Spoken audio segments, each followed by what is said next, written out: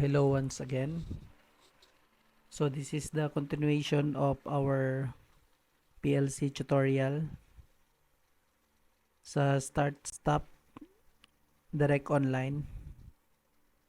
So meron tayong dalawang input devices, which is yung start and stop push button natin, and then we have one output device, which is yung lamp. Meron tayo ditong circuit breaker, which is connected siya sa ating power source na 220 volts, line in neutral. And then we have 24 volts power supply from Delta also. And then we have this PLC with CPU and input and output.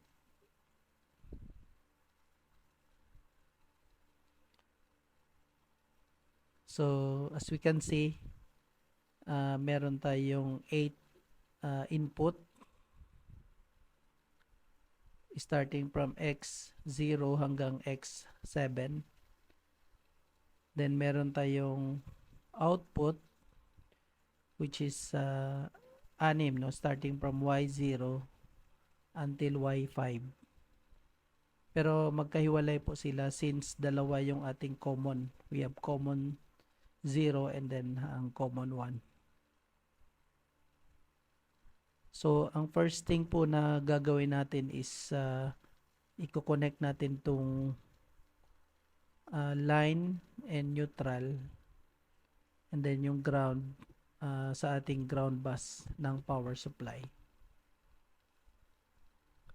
So, starting po ng ating line which is coming from the load side ng breaker, and then followed na lang po natin yung ating neutral and then yung ating grounding wire. So, pupunta po sa ating grounding bus. And then, after that, supplyan na natin yung ating PLC.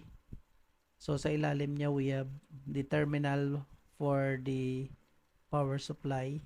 We have plus and minus. So, dito po natin siya kukunin sa taas po ng ating power supply. Meron po tayong dalawang positive and dalawang negative.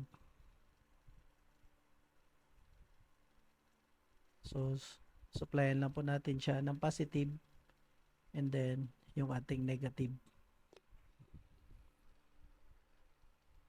Then, after that, ready na tayong ikabit yung ating dalawang push button.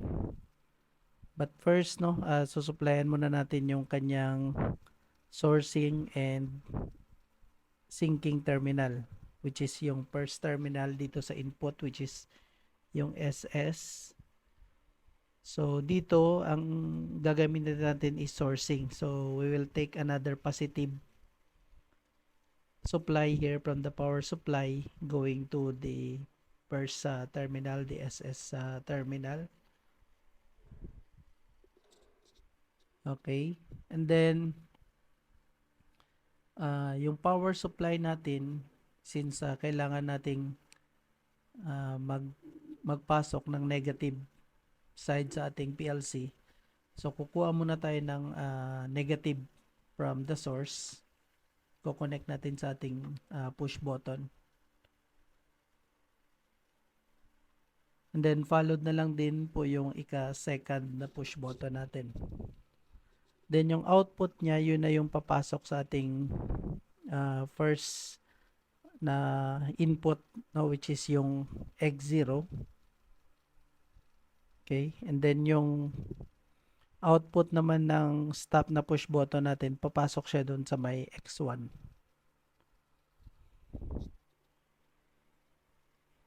So, punta na tayo dito sa ating output device, which is yung ating green na lamp.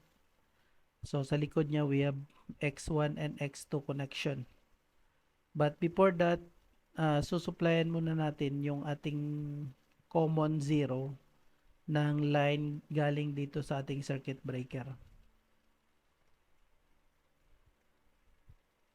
Okay, so galing sa ating circuit breaker, lagay tayo ng line, and then yung output, no, ng Y0 natin, yun yung mapupunta dito sa X1, and then yung X2 is babalik lang yan sa may neutral. Okay, so Y0 going to X1, and then yung X2 ng lamp natin is pupunta na doon sa may neutral.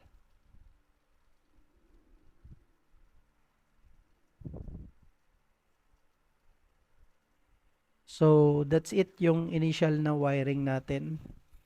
So, in the next tutorial, i-demo ko po yung talagang actual na po na PLC and then actual wiring na po.